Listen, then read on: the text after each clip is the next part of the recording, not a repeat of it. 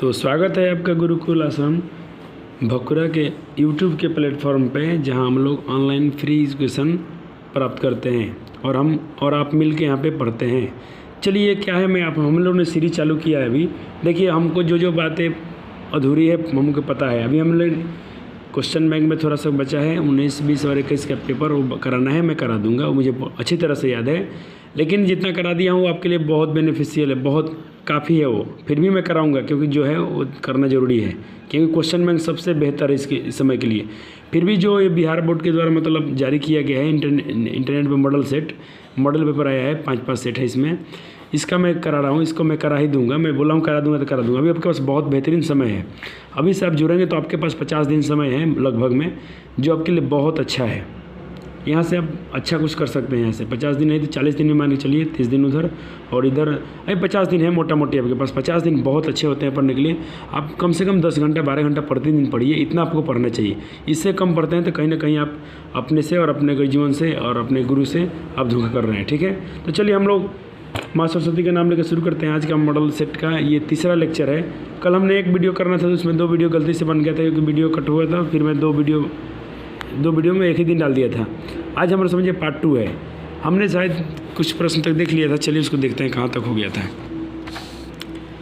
हम लोग ये बोले तो हाँ चलिए यहाँ तक हो गया था क्वेश्चन। और देखिए, मैं इस क्वेश्चन को छोड़ क्यों रहा हूँ, क्योंकि सब सारे क्वेश्चन ऑब्जेक्टिव में हो चुके हैं पहले से। आप वहाँ से कर लेंगे इनको। ये क्वेश्चन भी हो चुका है, फिर भी मैं बता देता हूँ आपको इसको कैसे बनाइएगा जल्दी से। 32 नंबर प्रश्न से शुरू करते हैं आज। बाकी 32 नंबर भी हो चुका है, 33 भी हो चुका है, 34 भी हो चुका है। फिर भी एक बार रिवीजन समझिए कि रिवीजन हो रहा है। इसकी ज़रूरत कुछ भी नहीं थी, क्योंकि मैं बोला ना, मैं जो पढ़ा दिया ना वहीं से सेट आया है। चाहे मॉडल सेट में आया देखिए, चाहे जो गवर्नमेंट ने एक सेट जारी किया उस पर चेक कीजिए। जो हमने पढ़ा है वही आया, कुछ भी नया नहीं है। तो चलिए 32 नंबर क्वेश्चन का सोल्यूशन देखते हैं फटाफट क्या होगा। चलिए 3 बिंदु दी गई है। मान लीजिए त्रिभुज की 3 बूंद है, ये 3 बूंदियों हैं। मान लीजिए कोई हमारे पास ट्रायंगल है, एक पॉइंट का ये दिया गया है, और ये इसको समझ लिए पॉइंट ये है, और इसको समझ लिए ये बिंदु ये है। 3 शीर्ष दिए गए हैं और इसका पूरा परिमाप क्या होगा। तो त्रिभुज का परिमाप होता क्या है? त्रिभुज का परिमाप आप पढ़े होंगे। त्रिभुज का परिमाप जो होता है a + b + c/2, नहीं, अर्ध परिमाप होता है। और पूरा परिमाप आपने पढ़ा होगा कि a + b + c, यानी तीनों भुजाओं का योग जो होता है परिमाप होता है। इसको जोड़ देंगे, इसको जोड़ देंगे, ये बाहरी तीनों तरफ से यही परिमाप हो जाएगा। लेकिन उसके लिए हमको तीनों भुजा चाहिए। हम लोग कैसे निकालेंगे? चलिए क्वेश्चन ऑब्जेक्टिव में, सब्जेक्टिव में होता तो ही बना लेते हैं। ऑब्जेक्टिव में कैसे करना देखिए। ये आपका क्या हो गया, पहले आप क्या कीजिए, मान लीजिए इसको पहले आप इस बिंदु से इस बिंदु की दूरी निकाल लीजिए। कहने का मतलब यहाँ से यहाँ तक की दूरी निकालिए। तो सूत्र क्या होता है, आप इसको अगर दूरी में, ये आपका x1 हो जाएगा, ये आपका y1 हो जाएगा, ये आपका x2 हो जाएगा, ये आपका y2 हो जाएगा। हो गया। सूत्र क्या पढ़े आप? रूट में root under x2 - x1, x2 - x1, तो 0 में से 0 गया तो 0 का स्क्वायर 0, y2 - y1, 0 -3, तो -3 का स्क्वायर 3 हो जाएगा। यानी ये कितना होगा? 3 3 के 9, और 9 का वर्गमूल क्या होता है? 3, यानी ये भुजा आ गया 3। चलिए अब इसको निकालते हैं, यानी इससे और इसकी दूरी निकालते हैं। क्या होगा यहाँ भी देखिए, अब ये इस स्थिति में ये x1 हो जाएगा, ये y1 हो जाएगा इन दोनों के बीच में, और ये x2 और ये y2। x2 - x1 यानी 4 में से 0 गया तो फिर 4 ही होगा। तो 4 चौका 16, और 0 में से 0 तो 0, तो 16 कितना आ रहा है? 16, और 16 का वर्गमूल आपको पता है क्या होता है? 4। आपने इस भुजा को भी प्राप्त कर लिया 4। अब आप यहाँ इस बिंदु का आपने क्या माना है? मान लीजिए 4 0। मैं शॉर्ट नहीं लिखा, आप लिख सकते थे इस बिंदु के पास 0 3, यहाँ लिख सकते थे आप 0 0, और यहाँ लिख सकते थे आप 4 0। मैंने लिखा ना, सही बनाया हूँ। अब ये निकालेंगे दूरी आप इससे और इसके बीच में, तो ये आपका ये x2 हो जाएगा, तो x2 - x1 यानी 4 में से 4 गया तो 4 ही होगा, तो 4 का स्क्वायर, और y2 - y1, तो ये y2 - y1, तो 0 में से 3 गया 3 ही होगा, तो 3 का स्क्वायर आप माइनस में कीजिए या प्लस में, स्क्वायर में तो प्लस ही होगा। 3 3 का 9, और 4 चौका 16, 16 9 कितना होगा? 25, और 25 का वर्गमूल क्या होगा? 5। कितना होगा? 5। अब आपको तीनों भुजा पता होगा, जोड़ दीजिए, आपका परिमाप निकल जाएगा। क्या क्या आंसर आया? 3 4 5, 4 3 7, 7 5 कितना होगा? 12। यही आपका परिमाप हो गया।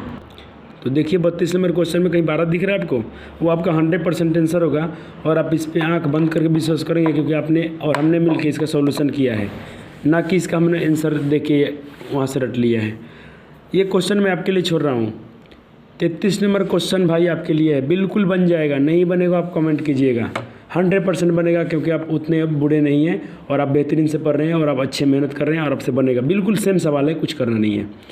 34 नंबर क्वेश्चन भी बना सकते हैं आप, लेकिन फिर भी मैं चलिए इसको सोल्यूशन दिखाता हूँ, क्योंकि ज्योमेट्री से क्वेश्चन है। एक बार आप 34 नंबर क्वेश्चन पढ़ लेंगे। एक आकृति गई है, उसमें से बोला गया आपका QC का मान कितना होगा। क्या बोला गया है कि ये देखिए इतना, यहाँ से यहाँ तक 2 दिया गया है, यहाँ से यहाँ तक कितना है 6 है, ए से लेकर Q तक 4 है, Q से C कितना होगा पता करना है। चलिए मानते हैं कि हमको पता नहीं, इसको हमने x मान लिया। अब इसको देखेंगे, अब ये क्या है, त्रिभुज के किसी एक भुजा के समानांतर खींची गई रेखा जो होती है वो अन्य 2 भुजाओं को क्या करती है, समानानुपात में बांटती है। आपने थेल्स पर में पढ़ा होगा, क्या कहती है, समानानुपात में बांटती है। कैसे, यानी AP आपने पढ़ा होगा, AP बट्टा PQ PB, AP बट्टा PB, ये आप ये लिख लेंगे, AP बट्टा PB और AQ बट्टा में QC। चलिए इसका मान वैल्यू पुट कीजिए, आंसर आ जाएगा। AP का मान कितना दिया गया है, आप देख रहे होंगे 2 दिया गया है। PB, P से लेकर B तक चेक करेंगे कितना दिया गया है, 6 दिया गया है, बराबर।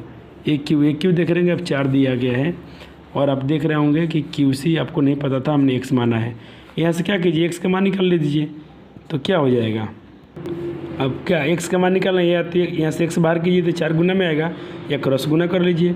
2 में x से गुना करेंगे, तो क्या हो जाएगा 2x, 2x होगा। 6 में और 4 में मल्टीप्लाई करेंगे, क्या होगा 24 होगा। यहाँ से क्या कीजिए, आप x का वैल्यू निकाल लीजिए, तो x बराबर क्या हो जाएगा, 2 से 24 कितना बार कट जाएगा, 12 बार में आपका 12 आंसर हो गया। यह मैंने शॉर्ट कर दिया क्योंकि 2 बाकी इसके भाग में ही आने वाला था, मैंने यहीं से काट दिया। 2 से 24 कितना बार कट जाएगा, 12 बार में। तो आप ऑप्शन चेक कीजिए कि 12 किधर है, आपका ऑप्शन ए में ही मिल रहा होगा 12। बहुत देखिए, इस सेट की खासियत में देखा हूँ, बहुत अच्छे प्रश्न डाले गए हैं। मुझे पूरा उम्मीद है इससे बहुत सारे प्रश्न आपके एग्जाम में रहेंगे और आपके पास समय है। पूरा सेट को इसको ऐसा तैयारी कर लीजिए कि कहीं से ही पूछे, इसमें से तब बन ही जाएगा। इसके बाद भी आप एक्स्ट्रा काम करेंगे, आप मॉडल अपने क्वेश्चन बैंक से पढ़ेंगे, ठीक है ना। थोड़ा बुक भी आप थोड़ा पढ़ा करेंगे। चलिए 35 का सॉल्यूशन देखते हैं। आसान प्रश्न है। बोला कि दिए गए चित्र में PQR से क्या चक्रीय चतुर्भुज है, वो केंद्र से पूर्णतः ढका हुआ है, ठीक है। ये वो केंद्र से पूर्णतः ढका हुआ है, तो R + P कितना होगा, R और P ये दोनों कोण कितना होगा। देखिए चक्रीय चतुर्भुज के चारों कोणों का योग कितना होता है, 360 होता है। चतुर्भुज के चारों कोणों का जो मान होता है कितना होता है। मान लीजिए कोई चतुर्भुज है, इसका मान दिया गया है, ऐसा लिखा गया है P, एक है कोण Q, एक कोण है R, एक कोण है S। इस सब का वैल्यू और जोड़ते तो कितना होता है, 360। लेकिन इसमें पूछ रहा है 2 ही, क्या बताइए। चारों का 360 होता है, 2 का कितना होगा, 180 होगा। कितना होगा, 180 होगा। तो इसका आंसर हो जाएगा B। अर्धगोलक आयतन क्या होता है, आप इसका आंसर खुद कर लीजिएगा, क्योंकि फार्मूला आपको याद होना चाहिए। हमको याद नहीं है और हमें याद करना भी नहीं है, आपको याद होना चाहिए। मैं इसको छोड़ रहा हूँ क्योंकि बहुत बार बता दिया गया है, आपको याद। मैं बाकी मैं इसका मेन नहीं बता रहा हूँ, बाकी सोल्यूशन करता हूँ। πr² बेलन का आयतन होता है, 4/4πr² क्या होता है, गोले का पृष्ठफल होता है। तो ऑप्शन बी बच रहा है, आपका वही आंसर हो गया। फिर भी आपको याद करना चाहिए। चलिए 37 नंबर प्रश्न का सॉल्यूशन दिखाता हूँ आपको। एक बार से 37 नंबर क्वेश्चन आप पढ़ लेंगे। P के किस मान के लिए समीकरण के दोनों मूल बराबर हैं। तो मैं आपको बता दूं कि मूल बराबर कब होता है, जब डिस्क्रिमिनेंट जो होता है, विवेचक जो होता है, विविधकर जो होता है, वो 0 के बराबर होता है। किसके बराबर होता है, 0 के बराबर होता है। तो ये देखिए D का मान निकालने से पहले आपको तो ABC का वैल्यू पता होना चाहिए। A इसको बोलते हैं x² गुना के में कुछ नहीं है, तो ये सब एक समझेंगे। B का वैल्यू क्या समझेंगे हम, यहाँ पे -2p, -2p, x नहीं लेते हैं। और C का वैल्यू जो मिलेगा हमको 6 मिलेगा। अब यहाँ से D 0 के बराबर होता है। जब मूल बराबर होता है तो D का मान 0 के बराबर होना चाहिए। चलिए D का फार्मूला क्या होता है, B² - 4AC, इसके बराबर 0 के बराबर होना चाहिए। B का स्क्वायर कीजिए, B का मान कितना है, 2p, तो -2p का स्क्वायर कीजिए, -4AC, 4a, 4 का 4 लिखा अपने। A का मान पुट कीजिए, A का मान कितना है, 1 है। C का मान चेक कीजिए, C का मान कितना है, 6 है। अब यहाँ से इसको सिंपलीफाई कीजिए, 2 दूना कितना होता है, 4p² और इधर जो होगा 4 किसके बराबर, 0 के बराबर। ये हो जाएगा 4 × 24। आपको इसका मान निकालना है, तो आप क्या कीजिए, 4p² बराबर। अब यहाँ देखिए ऐसा क्या संख्या रखें कि 24 बन जाए। यहाँ क्या रखें कि 24 बन जाए। तो ऑप्शन आप चेक कीजिएगा यहाँ से, तो आपको मिल जाएगा पी का मान क्या रखेंगे आपकी ये भी 24 बन जाएगा, 24 में 24 बनेगा तो 0 हो जाएगा। तो ऑप्शन चेक कीजिए, यहाँ से ऑप्शन रखना चालू करते हैं। तो ऑप्शन ए में दिया गया है 6, अगर हम 6 रखेंगे यहाँ पर तो 6 6 का 36, 36 चौका कितना हो जाएगा 136 चौका 144, 4 6 24 और 4 3 12 24 144, और 144 में से 24 घटाएंगे तो 0 नहीं होगा, तो उसको नहीं रखेंगे।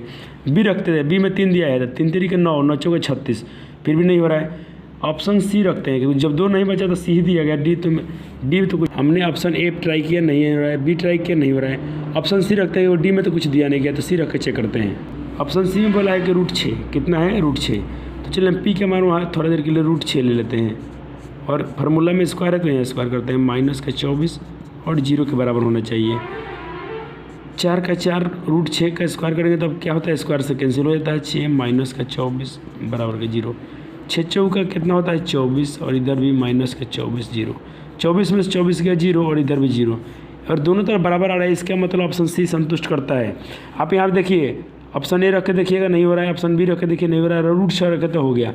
तो ऑप्शन सी अपना राइट है। इसमें भाई मेरे कोई शक नहीं है कि ऑप्शन सी से आपको कोई गलत काट दे, और आप बहुत बेहतरीन पढ़ रहे हैं, यहाँ से पढ़ रहे हैं तो ठीक है। और इस सेशन को बहुत शेयर कीजिए। अगर आपको वीडियो थोड़ा सा ही पसंद आता है, हमारा मेहनत आपको दिख जाता है। मैं आपको याद दिला दूँ, अगर हम पे आप विश्वास करें, देखिए अगर मैं आपसे जुड़ा हूँ तो हमको लंबा चलना है, बहुत दिन तक। अगर मैं यूट्यूब पर आया हूँ तो कुछ सोच समझ के आया हूँ, तो यहाँ मुझे बहुत दिन तक रुकना है। और देखिए मैं आपसे कोई झूठ बोलूँगा तो कोई हमारा वीडियो देखेगा, इसके बाद नहीं देखेगा। मैं आपको एक बार बेवकूफ़ बना सकता हूँ, 2 बार तो नहीं बना सकता हूँ, लेकिन चलिए मैं आप हमसे भरोसा रखिएगा कि मैं बेवकूफ़ बना के मैं तो आगे नहीं बढ़ सकता हूँ, इसलिए मैं सच बोल रहा हूँ। आप मेरे जितने वीडियो डाल दिया हूँ अब तक मैथ में, सिर्फ क्वेश्चन बैंक को आप वहाँ से कर लीजिए, आपका फर्स्ट डिवीज़न कोई रोकने वाला नहीं है। लेकिन देखिए अभी समय है, मैं आपको सब्जेक्टिव कराने के लिए बोला हूँ तो कराऊँगा। अभी बस और 2-4 दिन रुकिए, थोड़ा सा जो इसका सेट बनवा देता हूँ, और क्वेश्चन बैंक वाला जो थोड़ा सा बचा है उसको करवा देता हूँ। उसके बाद से सब्जेक्टिव में समय नहीं लेगा, क्योंकि मैंने आपको देखिए हर ऑब्जेक्टिव का डिस्कशन किया है। तो क्या अभी मैं इसका डिस्कशन किया तो क्या ये सब्जेक्टिव से कम था? मैंने इसका डिस्कशन किया, क्या वो सब्जेक्टिव नहीं था? मैं हर ऑब्जेक्टिव को सब्जेक्टिव बना के समझाया हूँ, वहाँ ट्रिक भी समझा दिया हूँ आपको, जहाँ जहाँ ट्रिक है।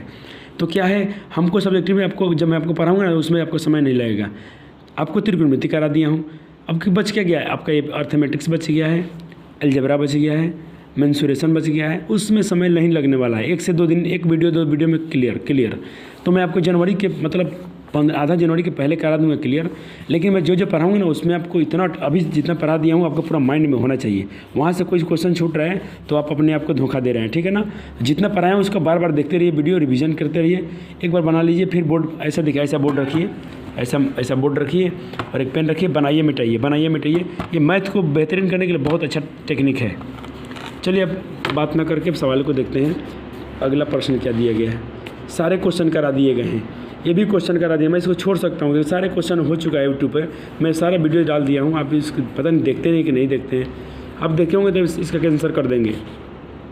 घन का आयतन कितना दिया है 512, तो इसका पृष्ठीय क्षेत्रफल कितना होगा। सवाल में तो कुछ है नहीं, घन का आयतन क्या दिया गया। मैं बोला हूँ मेंसुरेशन का ऑब्जेक्टिव यही बनाए, जो चीज़ दिया है उसका फार्मूला लगा दीजिए। बोल रहा है घन का आयतन दिया है, क्या दिया है, घन का आयतन कितना दिया है 512। तो घन का आयतन का फार्मूला क्या होता है, घन का आयतन क्या होता है भाई, एक क्यूब होता है, भुजा का क्यूब होता है। कितना दिया है 512 घन सेमी। अब इसका भुजा से पहले निकालिए, तब इसका यहाँ से हम ए निकालेंगे अगर, तो क्यू जो है हमारा घनमूल बन जाएगा किस पे 512 का, इस पे आ गया, ये 3 इस पे करनी आ गया। अब इसका 12, इसका जब वर्गमूल निकालेंगे, घनमूल निकालेंगे तो 8 आएगा। आप निकाल के देख लीजिएगा। अगर आपको घनमूल में प्रॉब्लम है तो मेरा वीडियो का शायद मेरे चैनल पे जाइएगा, गुरुकुल आश्रम बकुरा पे, वहाँ मेरा वीडियो पे जाइएगा। प्ले लिस्ट तो नहीं बन पाया अभी, प्ले लिस्ट मेरा नहीं बन पाया चैनल पे, लेकिन मेरा वीडियो सेक्शन में जाइएगा और सबसे नीचे जाइएगा, उस शुरू का मेरा एक पहला या दूसरा वीडियो है, घनमूल का ट्रिक सिखाया हूँ, उसको आप जरूर से देखिएगा। आपका घनमूल मतलब कंपटीशन लेवल तक नहीं छूटने वाला है, इतना बेहतरीन समझाया हूँ। और उस वीडियो को बहुत लोगों ने प्यार दिया है, बहुत लोगों ने उसको देखा है। आप भी देखिए और अपने मित्रों के साथ उसको शेयर जरूर कीजिए। आपका भुजा निकल गया। क्वेश्चन में क्या पूछा है, पृष्ठीय क्षेत्रफल कितना होगा। अरे भाई, तो घन का पृष्ठीय क्षेत्रफल कितना होता है 6 गुना भुजा स्क्वायर। क्या होता है 6 गुना साइड का स्क्वायर। अब क्या कीजिए, यहाँ स्क्वायर, 6 का 6, भुजा का वैल्यू कितना आया है 8 आया है, तो 8 का स्क्वायर। 8 कितना होता है 64, और इधर क्या है 6 से मल्टीप्लाई कीजिए, 6 चौका 24 और 6 छक्का 36, 36 से 2 38, 384 इसका आंसर आ रहा है। जो आपको ऑप्शन डी में दिख रहा होगा। अगला प्रश्न है, मैं बता देता हूँ आपको। एक बार क्वेश्चन को देख लीजिए। इस सेट को आप जरूर खरीद लीजिएगा। अगर नहीं खरीदे हैं तो कोई बात नहीं है, यहाँ से वीडियो को रोक रोक के आप क्वेश्चन देख लीजिएगा। फिर भी आपके पास थोड़ा रहेगा तो आपको ज़्यादा बनाने को मिलेगा। आपको बार बार सब विषय के इसमें दिए गए हैं, सारे विषय के इसमें 5-5 सेट दिए गए हैं सेट में, इसकी खासियत है। और सब में अच्छे अच्छे प्रश्न हैं, इंग्लिश, हिंदी, संस्कृत सबका है। आप ज़रूर इसको एक बार परचेज़ कर लीजिए, महंगे नहीं है, बहुत सस्ते ही हैं इसको, और आपके लिए बहुत बेनिफिशियल हो गई है। तो आपने क्वेश्चन देख लिया। उस क्वेश्चन में बोला गया था, मैं पढ़ के बना रहा हूँ। एक 6 मॉडल सेट एक बन रहा है, ध्यान दीजिएगा, मैथ का मॉडल सेट एक बन रहा है जो इंटरनेट पे जारी किया गया है। तो आप इसको जरूर खरीद लीजिएगा, फिर वहाँ से अभ्यास कीजिएगा। और मैं यहाँ तो करा ही दे रहा हूँ आपको। बोल रहा है कि एक 6 सेंटीमीटर का घन शीशा है, ठोस गोला है। कितना है? एक ठोस गोला है, 6 सेंटीमीटर वाला है। इसकी त्रिज्या कितना है? 6 सेंटीमीटर। और कोई बोल रहा है कि मान लीजिए 6 सेंटीमीटर है, इसको पिघला कर, मतलब इसमें से आप 1 सेंटीमीटर कितने कितने गोला काट सकते हैं? 1 सेंटीमीटर व्यास एक त्रिज्या वाला कितना इसमें से काट सकते हैं? तो जितना इसका आयतन होगा और इसका आयतन होगा तब ना मालूम चलेगा कितना होगा। तो चलिए, हमको 2 चीज़ दिया गया है। पहले तो मान लीजिए बड़े गोले का त्रिज्या कितना दिया गया है? बड़े गोले का गोला का त्रिज्या कितना? 6। और ये मान लीजिए छोटा गोला हमको बनाना है, उसका रेडियस कितना दिया गया? 1। तो इसको मैं स्मॉल r लिख लेता हूँ रेडियस को। इसका रेडियस मैंने लिख लिया, बिग वाले का 6 और स्मॉल वाले का 1। बोल रहा कि इस साइज में से 1 सेंटीमीटर साइज वाले कितने स्पेयर जो होते हैं गोला हम लोग काट के निकाल सकते हैं। तो भाई देखिए कितना निकाल सकते हैं, जितना इसका आयतन होगा बड़े वाले का, यानी जितना बड़े गोले का आयतन होगा। तो बड़े गोले का आयतन का फार्मूला क्या होगा? 4/3 पाई r³ बट्टा छोटे गोले का आयतन, इसका फार्मूला क्या होता है? 4/3 पाई, यहाँ बड़ा r लगाइएगा बड़े वाले में, इसमें छोटा r। देखिए 4/3 पाई ख़त्म हो गया, r³ बच गया। r कितना दिया गया है? 6। तो अब क्या लिखेंगे? r का क्यूब, मतलब r³ का मतलब क्या होता है? 3 बार लिखेंगे गुना, ठीक है ना। तो 3 बार लिखिए, 6 गुना 6। और इसका r कितना है? 1 सेंटीमीटर वाला है, तो 1 गुना 1। कोई फ़ायदा नहीं नीचे करने से, गुना कर लीजिए। 6 के 36, 36 में 6 से गुना कीजिएगा, 216 बट्टा में 1। तो बट्टा में 1 तो लिखते नहीं आप, 216 गोला बना सकते हैं, जो आपका ऑप्शन बी में दिख रहा होगा। आप इस वीडियो को रोक रोक के वहाँ से सॉल्यूशन चेक कर लीजिएगा, ठीक है ना। एक क्वेश्चन भी करा दिया गया है, बोला 10 प्रकृत संख्याओं का माध्य कितना होगा? 10 समप्रकृत संख्याओं का माध्य कितना होगा? सारे क्वेश्चन करा दिए गए हैं। मैं सिर्फ इसके लिए अब मैं ज़्यादा नहीं, जो क्वेश्चन करा दिएगा मैं इसको छोड़ूंगा भाई, क्योंकि आप वहाँ से वीडियो देख लीजिएगा। बाकी एक देखिए 10 सम संख्या है, कौन कौन है? 10 संख्या सम का होता है 2 होता है पहला, दूसरा कौन होता है 4, तीसरा सम संख्या क्या होता है 6, 8, ऐसे ही कहाँ तक जाएगा? 20 तक। कहाँ तक? 20 तक सम संख्या होता है। तो माध्य निकालना है, तो माध्य का फार्मूला कहता है वहाँ 2 से लेकर 20 तक जोड़िए, और बट्टा में कितना संख्या है? 10 से भाग दीजिए। तो 2 से लेकर 20 तक जोड़िएगा, कितना आएगा? 110 आएगा। कितना आएगा? 110। और 10 से भाग दीजिए, कितने बार में कट जाएगा? 11 बार में। अब 2 से लेकर 20 तक के सारे संख्या जोड़िएगा। नहीं जोड़ने का मन है तो एक फार्मूला अपनाइएगा, लगातार सम संख्या जोड़ने का फार्मूला होता है n × n+1। कितना संख्या जोड़ना है? 10। फार्मूला n, अब 10 संख्या जोड़ना था, n का मान 10 लिखा, फिर 10 + 1 कितना होगा? 11, 110 आएगा। ये फार्मूला लगाइएगा, लगातार सम संख्या जोड़ना होता है, एक ट्रिक याद रखिएगा, n × n+1 होता है। तो 110 होगा, 110 को 10 से भाग 11 बार में कट जाएगा। सारे क्वेश्चन करा दिए गए हैं। अब देख रही आपका इसमें क्वेश्चन नंबर 41 एक पासे को उछालने पर उसके शीर्ष पर 8 अंक आने की प्रक्रिया ज्ञात कीजिए। अरे भाई पासा किसको बोलते हैं? डाइस को, लूडो को। तो लूडो में कभी 8 अंक होता है क्या? ऊपर 1 से लेकर 6 तक होता है, तो 0 हो जाएगा। क्या होगा? 0। 8 तो होता ही नहीं है, तो इसका ऐसे ही आप 0 कर दीजिएगा। किसी बेलन का आयतन इतना है तो उसकी त्रिज्या क्या होगी? देखिए भाई, बेलन का आयतन का फॉर्मूला क्या होता है? πr²h। एच दिया नहीं गया है, क्वेश्चन ये गलत है, क्वेश्चन में थोड़ा सा एरर है। मैं इसको करेक्ट, इसका जो क्वेश्चन होगा मैं आपको बता दूंगा अगले वीडियो में। ये फिलहाल क्वेश्चन गलत है, क्योंकि ऊंचाई कम से कम आपको पता होना चाहिए, ऊंचाई दिया नहीं है। फिर त्रिज्या भी पूछ रहा है, त्रिज्या और ऊंचाई में से कम कोई एक तो पता होना चाहिए, तब हमको बाकी से निकाल सकते हैं। एक क्वेश्चन करा दिया हूँ, घन का आयतन दिया इतना, तो आयतन का फॉर्मूला लगाइए, क्या होगा? AQ का मान इतना है, तो अब इसका घनमूल कितना होता है? 92 से घनमूल कितना होता है? 21। इसका आंसर 21 हो जाएगा। हाँ 44 में मेरा क्वेश्चन थोड़ा सा नया लग रहा है, इसको मैं करा देता हूँ। 43 में बताइए, सारे क्वेश्चन मैं स्किप नहीं कर रहा हूँ, सारे क्वेश्चन का पढ़ाई हुआ है। आप पिछला वीडियो जाके देखिएगा मेरा क्वेश्चन बैंक वाला, आप सारे क्वेश्चन को देखिएगा, फिर इसको बनाइएगा। सारे क्वेश्चन बैंक कर लीजिए, फिर इसको बनाइएगा मॉडल सेट को। ये क्वेश्चन है, बोलता है कि पहले तो इसका म्यूलों का योगफल और इसका गुणफल निकालिए, फिर उसको जोड़िए। तो भाई देखिए यहाँ पर अगर चेक करेंगे तो A का मान 1 निकलेगा, B का मान -1 निकलेगा, सी कांस्टेंट वर्ड है, अचर पद है, इसका भी -1 है। तो पहले अब मूलों का फल क्या होता है, -b/a। क्या होता है, -b/a। तो -b 1 और इस सूत्र का भी और एक माइनस का भी और बटा में ये कितना हो जाएगा, 1 हो जाएगा। और गुणनफल निकालिए, गुणनफल सूत्र क्या होता है, c/a। सी के मान चेक करेंगे, -1/1 कितना बार में 1 बचेगा, माइनस का इधर 1। तो योगफल कितना आया, 1। गुणनफल कितना आया है, -1। बोलते हैं इन दोनों को जोड़िए तो क्या होगा, 1 + माइनस बराबर 1 में से गया 0। ऑप्शन इसका बी राइट है।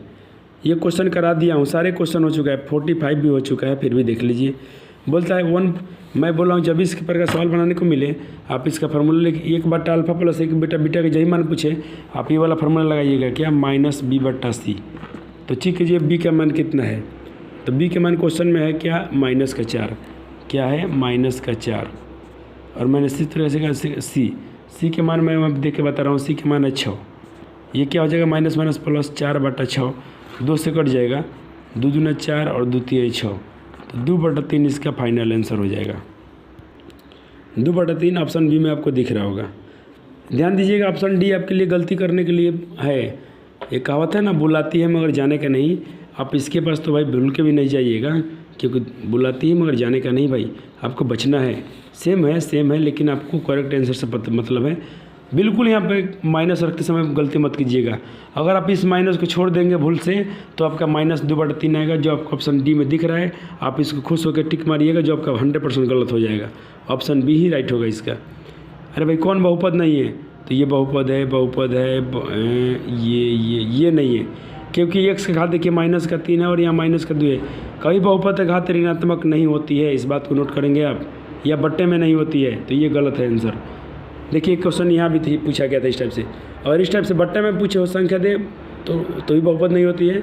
अगर उसके घात में क्या है, माइनस है, उसका भी मतलब तो बट्टा ही होता है ना, भाग होता है, तो कभी वो नहीं बहुपद नहीं हो सकती है। ये पूछ रहा है कि रैखिक, इसको मैं थोड़ा डिस्कशन करता हूँ। सवाल तो करा दिया हूँ, फिर भी ये भी क्वेश्चन हो चुका है 47 नंबर, 48 भी हो चुका है, आप कर लीजिएगा भाई इन सबको। 48 में दम नहीं है, इसको बाहर करेंगे तो 1/√3 आएगा इधर। तो 10 में 1/√3 किसका मान होता है, 10 30 का मान होता है। असंभव घटना की मान क्या होती है, 0 होती है। वृत्त की सबसे बड़ी जीवा क्या होती है, व्यास कहलाती है। क्या कहलाती है, व्यास कहलाती है। वही मैं जब सेट देखा ना तो मुझे बहुत खुशी हुई कि मैंने आपको बिल्कुल गलत नहीं पढ़ाया, जो पढ़ाया हूँ वही आया है। एक भी क्वेश्चन नया नहीं है अभी तक, जो नया था मैंने 1-2 क्वेश्चन है इधर उधर, लेकिन 99% जो क्वेश्चन है आप जानते हैं इसका आंसर। मैं अब, और हम लोग बहुत पहले कर चुके हैं। देखिए अब वो सब क्वेश्चन बना के देखिएगा, अगर वीडियो कम से कम 12-13 दिन हो गए डाले हुए, तो उस समय का वीडियो अभी तक आपका काम कर रहा है, ठीक है ना। तो बस उसी पर भिड़े रहिए, आप क्वेश्चन में भी मेरा अड़े रहिए। आपका मैं बोला हूँ 90 नंबर आएगा तो आएगा, उस पूरा विश्वास के साथ उसको बनाते रहिएगा, छोड़ना नहीं है आपको। इसका आंसर क्या करेंगे आप, 1 कर देंगे। क्यों, क्योंकि 63 और 27 जोड़िए कितना होगा, 90, और बट्टा में संख्या है या गुना में है, आंसर 1 करना है इसका। ये क्वेश्चन को थोड़ा मैं डिस्कशन कर देता हूँ, 52 नंबर का है। इस सवाल के भी बनाए हम लोग, फिर भी बना देता हूँ। देखिए ये प्रश्न है, इसका पूरा शून्य क्या होगा। देखिए पहले तो बहुपद अगर आपका पूरा सीधा होता ना तब जल्दी से बना लेते, इसको शून्य निकालने के लिए क्या फैक्टर निकाल लेते। यहाँ प्रॉब्लम है कि डिनोमिनेटर जो इसका हर में है 6 पर आपको परेशान कर रहे हैं। तो अब टेक्निक याद रखिएगा, जब भी किसी संख्या बट्टे में है, हर में है, उसको आप हटाना चाहते हैं तो उसी संख्या से पूरे इक्वेशन में आप मल्टीप्लाई कर दीजिएगा। तो आप 6 से यहाँ भी गुना कीजिए, सब जगह 6 से गुना कीजिए, यहाँ भी कर दीजिए, और यह क्या ये इसमें भी कर दीजिए। पूरे समीकरण में उसी संख्या से गुना कीजिए जिसको जो आपको परेशान कर रहा है। ये परेशान कर रहा है ना, पूरे समीकरण में गुना कीजिए। जानते क्या होता है, ये देखिए ना ख़त्म हो गया। ये एक फ़ायदा होता है, बेनिफिट होता है। अब यहाँ मल्टीप्लाई कीजिए, क्या होगा 6x²। यहाँ क्या बचेगा, कुछ नहीं, सिर्फ x बचा, और यहाँ क्या बचा 6 दूना 12। बस अब आप फैक्टर, आप इसको शून्य निकाल सकते हैं। आप शून्य निकालने के 0 लगा दीजिए और फैक्टर निकालिए। गुणनखंड निकालने के लिए मैं क्या सिखाया हूँ, अंतिम पहला में गुना कीजिए। तो 6 में और 12 में गुना करते तो 72 आ रहे हैं। तो ऐसा फैक्टर कीजिए, निकालिए कोई संख्या जिसमें गुना करने पर 72 आए और उसी को सब्ट्रैक्शन या ऐड करने पर माइनस का 1 आ जाए। तो आप ध्यान दीजिएगा, यहाँ प्लस है, सॉरी यहाँ प्लस था। अब देखिए वो क्या होता है, 9 8 72 होता है कि इसके लिए 2 संख्या चुनना है ना, तो मैं चुनूंगा एक 9 और एक 8, क्योंकि 9 8 जा 9 8 जा 72 और 9 में से 8 में सब्ट्रैक्ट कीजिएगा, 1 बचेगा। तो 6² + 9x - 8x, क्योंकि इसमें अगर मल्टीप्लाई करते हैं तो हमारा 72 मिलता है, और 9x + 9x - 8x करिएगा तो प्लस का x बचेगा। माइनस का 12 और शून्य के लिए 0 लगाना है। 6 और 9 में क्या कॉमन कर सकते हैं आप? किसके टेबल में 6 9 है तो आप 3 के टेबल में दोनों कॉमन कर लेंगे। 3 के बार में 6 कितना है, 2 बार में 3 2 जा 6 और 3 के बार में 9 कितने बार में है, 3 के बार में 9 3 बार में, 3 3 जा 9 और यहाँ से 8 6 की 8 और 12 किसके बारे में है तो 4 के बारे में है। तो यहाँ से 4 दूना 8 और माइनस, ये देखिए ये माइनस और ये माइनस हो जाएगा प्लस, 4 3 12, यहाँ 0 लगा लीजिएगा बाद में। अब सवाल आपका बन गया, दोनों एक हिस्सा के आपका एक इसमें से एक ले लेंगे तो एक 2x + 3 और एक इसको और इसको माइनस एक बॉक्स में कीजिए, 3x और इसको एक बॉक्स में, ये आपका 2 हो गया। शून्य के लिए आप 0 लगा दिए, इसको बाहर लीजिए, देखिए यहाँ से x बाहर करेंगे तो यहाँ प्लस में 3 है, इधर क्या होगा माइनस में 3, ये 2 गुण भाग में है, कहाँ आएगा गुना में, एक तो एक शून्य का गया, यहाँ से x का मान निकालेंगे तो माइनस का 4, इधर क्या होगा प्लस का 4 और ये 3 जो है बट्टे में आ जाएगी। तो 2 आंसर आ रहा है, एक 4/3 4/3 -3/2। चलिए इसको ढूंढते कहाँ है, -3/2 और 4/3 ऑप्शन बी में दिख रहा है आपको। तीसरा पद किसके बराबर है? बाप कितना इस हम लोग बनाए हैं इस सवाल को। देखिए आपको बहुत खुशी मिल रहा होगा, जो मेरे वीडियो से जुड़े हैं ना वो सारे दोस्तों को भाई लोग को बहुत फ़ायदा हो रहा होगा, क्योंकि मैंने उनके लिए जो ज़रूरत था वही पढ़ाया। मेरा टाइटल भी चल रहा है, मैंने तो पहले बोला था वरदान बैच था वो मेरा, वो सच में आपके लिए वरदान बैच था। अभी मैं अपने हेडिंग पे क्या डालता हूँ, पढ़े वही जो एग्ज़ाम में पूछा जाए, और मैं जो पढ़ाऊँगा ना वही पूछेगा, इस बात को आप दिमाग में ठोक लीजिएगा। चलिए मैं क्वेश्चन भी देख लिया अपने 53, मैं इसका सोल्यूशन नहीं देख रहा हूँ। पूछ रहा तीसरा पद पूछ रहा ना, चलिए आपसे तीसरा पद पूछे, आपसे 20वां पद पूछे, कुछ भी पद पूछे ना, और समांतर श्रेणी में दिया गया अर्थमेटिक्स में क्वेश्चन है, आप सिंपल ऐसा ही तीसरा पद पूछे ना तो आप ऐसा लिख लीजिएगा। आप तीसरा पद को ऐसे लिख लीजिएगा डायरेक्ट, a + 29d ऑब्जेक्टिव के लिए।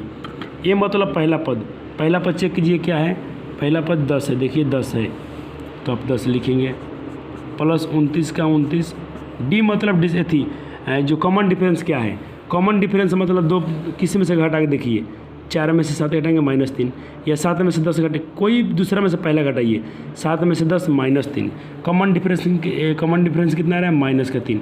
इसमें जब मल्टीप्लाई करेंगे आप तो -87 होगा, और 10 में से जब -87 करेंगे तो भाई कितना बचेगा, -77 बचेगा। जो ऑप्शन सी में एक क्वेश्चन आपके टेस्ट में पूछा गया था, इस क्वेश्चन 54 55 में सब में दम में नहीं है। चलिए मैं क्या बोला हूँ, आपको एक नंबर दिया था, आपको याद है वो नंबर? क्या आपने इस मैजिक नंबर को याद किया है? 3 4 हो तो कर्ण 5 होगा, 5 12 हो, लंब 5 हो, आधार 12 हो तो कर्ण 13 होगा, 7 लंब हो और आधार 24 हो तो कर्ण 25 होगा। क्या आपने इसको याद किया है? नहीं किया है तो आप पछताएंगे, क्योंकि आप जाएंगे पाइथागोरस से, वहाँ से क्वेश्चन को बनाएंगे, आपका एग्जाम में समय ज़्यादा लग जाएगा। इससे बेहतर है कि आप इसको या तो याद रखेंगे, और ये कोई बड़ी बात नहीं है। मेरे ऑफलाइन में सारे बच्चे ने इसको लगभग याद किया है, सब बच्चों को मैं बहुत पहले बोल दिया था, वो लोग इस पर लगे हैं और याद करना, अभी याद कर लीजिए। आपको देखिए मैं किसका बेनिफिट दिखा रहा हूँ अभी, जस्ट एक ही क्वेश्चन पे मैं एक क्वेश्चन लिख लिया। क्वेश्चन नंबर है, एक बार फिर से देख लीजिए, 54 देख लिए आप। tan थीटा का मान इतना है तो कोसेक थीटा का मान क्या होगा? अरे पहले तो आप tan थीटा का फार्मूला लिखिए, क्या होता है P/B, क्या होता है P/B यानी परपेंडिकुलर बटा बेस। वैल्यू क्या दिया गया 8/15। चलिए अगर P का मान क्या आता है 8, B का मान क्या आता है 15। चलिए मैं एक बार लिख देता हूँ, P का मान 8 आ रहा है और बेस जो हमारा 15 आ रहा है। हमको पहले क्या चाहिए, त्रिकोणमिति में 3 चीज़ होती है, लंब, आधार और एक कर्ण पता नहीं है। तो मैंने आपको क्या सिखाया है, जब अगर लंब 8 हो और बेस आधार हो, आधार 15 हो तो कर्ण कितना होगा कर्ण? चेक कीजिए तो कहीं है क्या इसमें कि बेस 8 हो, लंब आधार 8 हो 15 हो, 8 हो 15 हो तो कर्ण कितना होगा 17 होगा कि नहीं होगा? 17 होगा ना भाई। आपको देखिए बनाना नहीं पड़ा, अपने सारे बच्चे से आगे आप स्मार्ट बन गए। आपने क्या किया, आपको याद था कि भाई मेरा लंब इतना होता है, आधार इतना होता है, कर्ण हमेशा 17 होगा, बस आपका आंसर आ गया। कोसेक का मान निकालना है, कोसेक का फॉर्मूला क्या होता है, साइन का उल्टा, साइन का होता है P/H, तो इसका होता है H/P।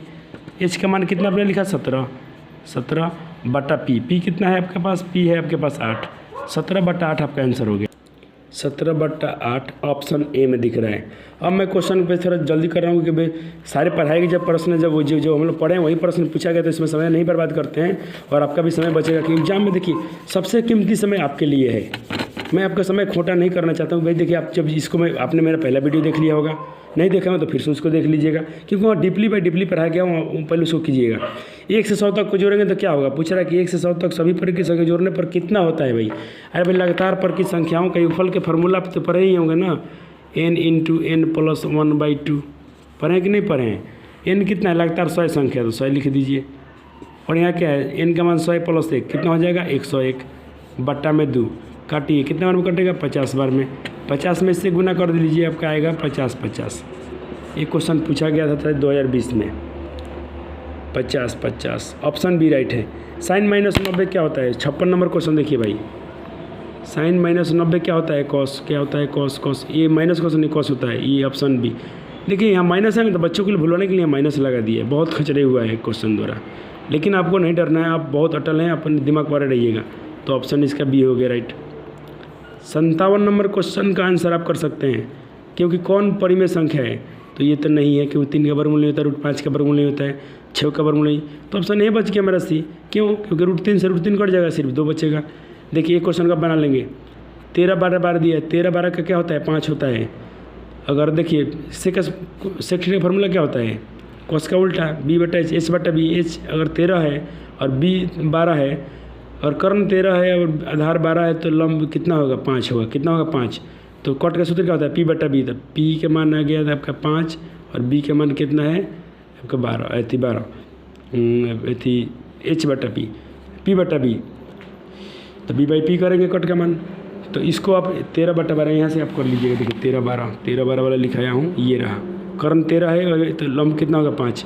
बस कट का फार्मूला लगा दीजिए, कट का फार्मूला लगा लेंगे, आपका आंसर आ जाएगा। ये सारे क्वेश्चन हो चुके हैं, फिर भी मैं आपको दिखा दिया, ये बना लेंगे आप इसको, ठीक है ना, उसी बन जाएगा। ये ऑप्शन शायद सी हो जाएगा इसका आंसर। 59 नंबर क्वेश्चन ही पढ़ाई हो गया है कि बोल रहा है कि मध्य बिंदु का सूत्र क्या होता है, तो x1 + x2, तो -3 - 3 0/2, तो 0 हो गया, तो 0 0 0 सब में है, यहाँ 0 है, यहाँ 0 है, तो ऑप्शन ए और डी में फंस रहा है। y1 + y2, तो 8 + 4 12, 12/2 6, तो 0 6 ऑप्शन डी आंसर हो गया।